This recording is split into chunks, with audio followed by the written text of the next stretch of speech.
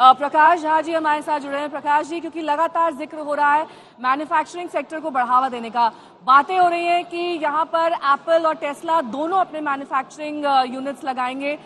कहाँ तक वो संभव होगा वो तो आने वाला वक्त बताएगा, लेकिन इस लिहाज से अगर दोनों इन दिग्गज कंपनियों को देखें, अगर यहाँ पर ये सेटअप हो जाता है तो रोजगार के लिहाज से, टेक्नोलॉजी के लिहाज से, हर तरीके से भारत के लिए बहुत बड़ी उपलब्धि होगी। जी बिल्कुल Neha ji. Treasury secretary Janet Yellen अपने भारत की यात्रा पे भी आई थी। उन्होंने बताया कि इंडो पैसिफिक इकोनॉमिक फ्रेमवर्क, जिसमें भारत की सदस्यता भी है, उन्होंने ये बताया कि फ्रेंड सोरिंग एक ऐसा कॉन्सेप्ट है जिसमें अपने जो दोस्त और मित्र देश होते हैं उनके यहाँ हम कैसे रिलोकेट करें मैन्युफैक्चरिंग को। तो जेनेट येलन ने यह कहा था कि फ्रेंड सोरिंग के माध्यम से हमारी सप्लाई चेन को फ्लेक्सिबिलिटी मिलेगी और संबंध भी मजबूत होंगे। आपने एप्पल का एग्जांपल दिया अभी रिसेंट में। अभी जितने भी भारतीय प्रवासी बाहर रहते हैं, लगभग 50 लाख अमेरिका में प्रवासी हैं जो आर्थिक और राजनीतिक रूप से मजबूत हो रहे हैं। उन्होंने आमतौर पर अमेरिका भारत संबंधों पर सकारात्मक प्रभाव डाला है, जो इन जीवंत लोकतंत्रों को साथ ले जाने के लिए काम कर रहे हैं। और व्यापार में भी अगर आप देखेंगे, अमेरिका भारत व्यापार और निवेश साझेदारी वैश्विक विकास के लिए एक इंजन के तौर पे काम करता है। अगर आप द्विपक्षीय देखेंगे तो 150 बिलियन डॉलर का है भारत अमेरिका के बीच में, जो लगभग 2014 से दोगुना है। अभी आपने हाल में देखा होगा, होली के दौरान अमेरिकी वाणिज्य सचिव जीना राइमोंडो भारतीय रक्षा मंत्री राजनाथ सिंह जी के साथ होली के जश्न में थी और दोनों लोकतंत्रों के बीच सहयोग के दायरे को बढ़ाने वाला डिफरेंट समझौतों पर हस्ताक्षर हो रहा था। आप सोच सकते हैं 50 साल पहले यह अकल्पनीय रहा होगा जब राष्ट्रपति निक्सन के अधीन अमेरिका ने चीन के लिए दरवाजे खोल दिए थे और भारत सोवियत संघ के साथ घनिष्ठ रूप से जुड़ा हुआ था। फास्ट फॉरवर्ड अगर आप 2023 में देखें तो विश्व शक्तियां भारत और चीन दोनों देशों पर नजर रखी हुई हैं। जो दोनों कंट्री कभी एड रिसिपिएंट थे, आज डोनर और नेट एक्सपोर्टर हैं।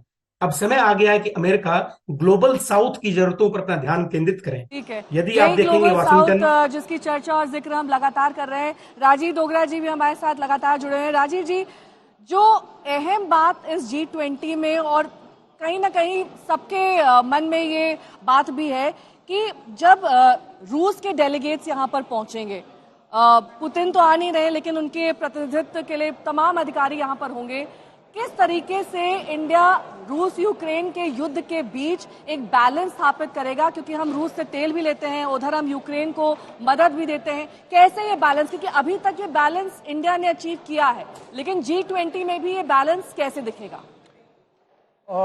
रूस का जो डेलीगेशन है वो उनके विदेश मंत्री सर्गेई लावरोव वो हेड करेंगे और काफ़ी मंझे हुए, काफ़ी देर से वो विदेश मंत्री हैं, तो उनके लिए ये जो अटकलें लगेंगी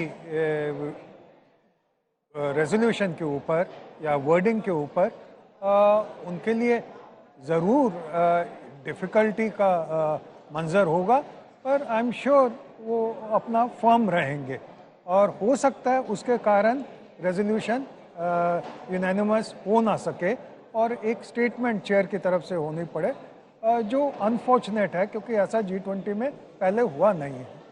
दूसरी चीज़ जो है कि भारत का क्या रोल है। भारत का रोल तो प्रधानमंत्री ने डिफाइन कर दिया था जब वो प्रेसिडेंट पुतिन से मिले थे SCO के संदर्भ में, सेंट्रल एशिया उज़्बेकिस्तान की एक समिट में, और उन्होंने साफ साफ कहा था कि this is not the age for war. ये समय, ये जो एज है ये युद्ध की नहीं है।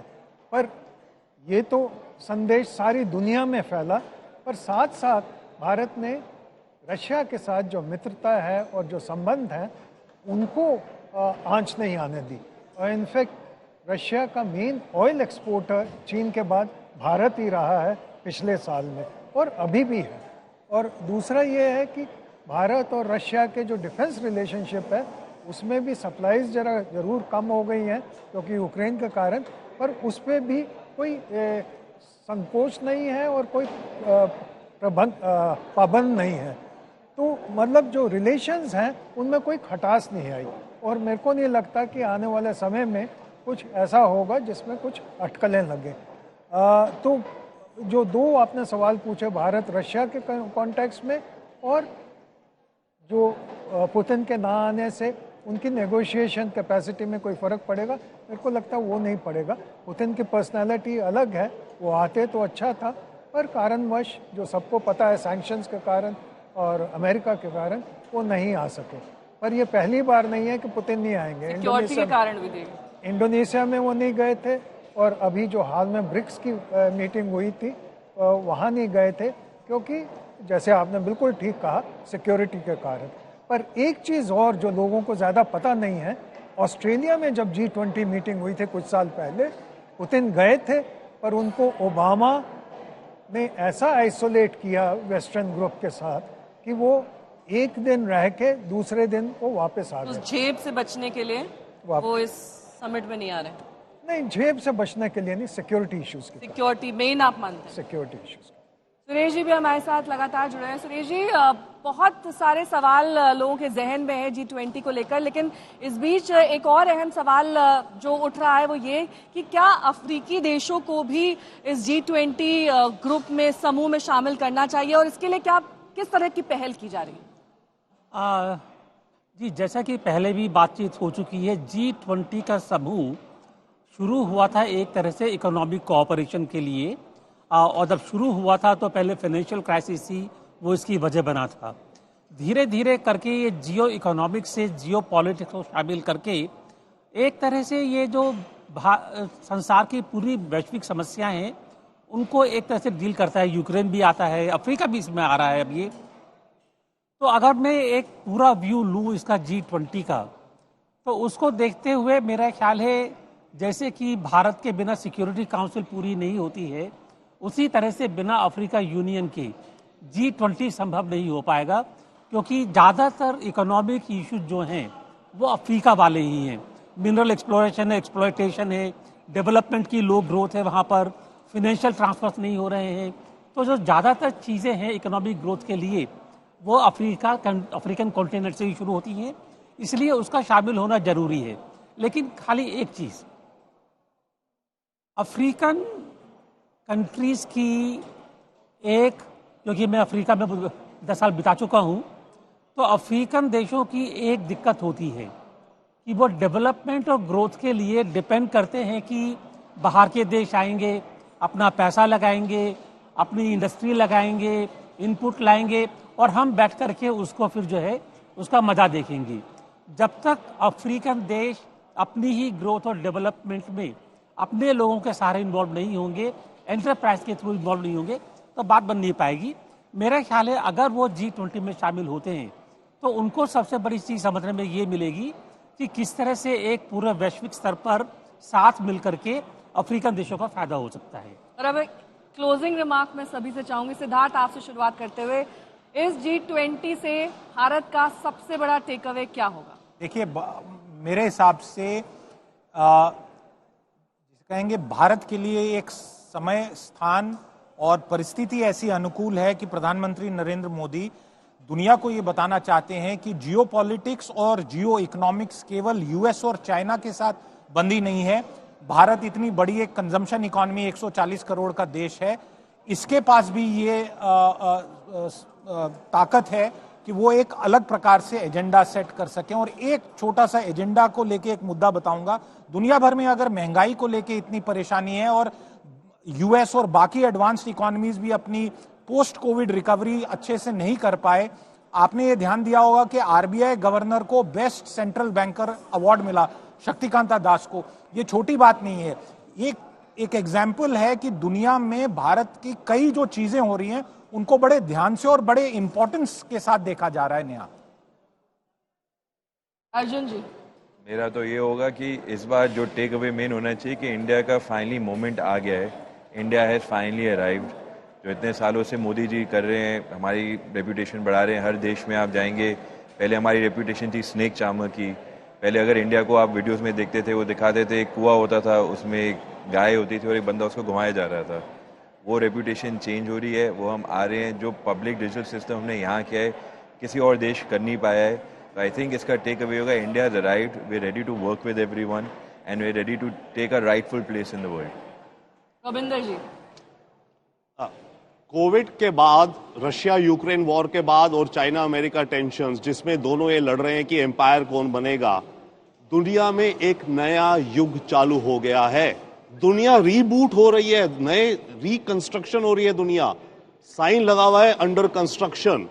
इस दुनिया में जब अब इस समय रिकंस्ट्रक्शन हो रही है, हमारा चांस भी है, लक भी है और हमारी मेहनत भी है कि G20 हम होस्ट कर रहे हैं फिजिकल में, और इंडिया राइजिंग है इस समय अपनी इकोनॉमी के बूते पे, राइट। तो इस समय दुनिया में जो क्वेश्चंस हैं अहम, सिंपल, बड़े लॉजिकल आ रहे हैं।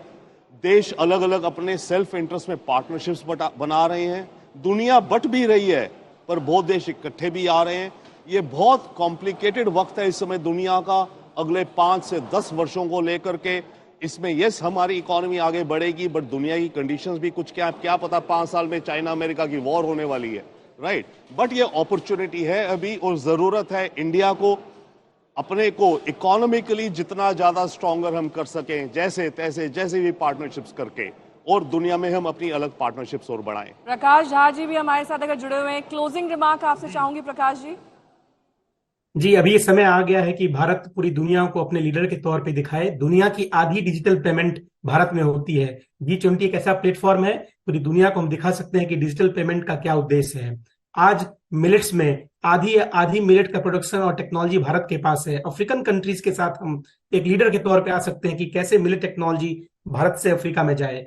और डिफेंस सेक्टर की बात करें तो सेमीकंडक्टर इंडस्ट्री में आपने देखा होगा माइक्रोन टेक्नोलॉजी ने यूएस और इंडिया के साथ कैसे किया इन्वेस्टमेंट।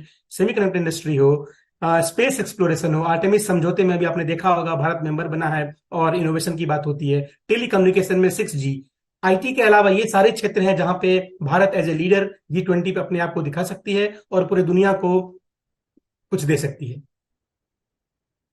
राजीव डोगरा जी भी हमारे साथ हैं। राजीव जी, एक क्लोजिंग रिमार्क, और साथ ही आप भी यही मानते हैं कि माहौल एकदम अनुकूल है इस वक्त G20 समिट के लिए, भारत के लिए? भारत के लिए इसलिए अनुकूल है क्योंकि भारत ने मेहनत की है। आपने देखा होगा पिछले साल जो सारे प्रांतों में, डिफरेंट सिटीज़ में जाके एक G20 का संदेश भिजवाया है, मीटिंग्स करके, अलग अलग राज्यों का, अलग अलग राज्यों का, तो एक बहुत अच्छा कदम था।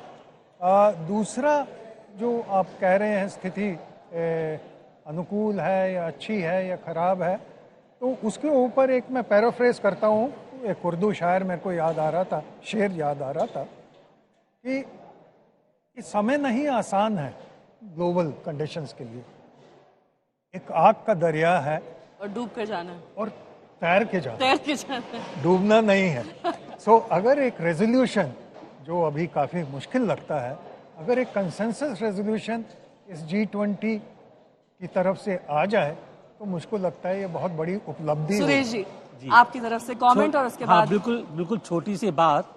पहली बात तो जैसे कह रहे थे इससे पहले मेरे को पैनलिस्ट, दुनिया का फ्रेगमेंटेशन शुरू हो चुका है और इस फ्रेगमेंटेशन में 1 या 2 ग्रुप नहीं, मैं देख रहा हूँ आगे 4-5 ग्रुप एक दूसरे से टकराव की स्थिति में आ रहे हैं।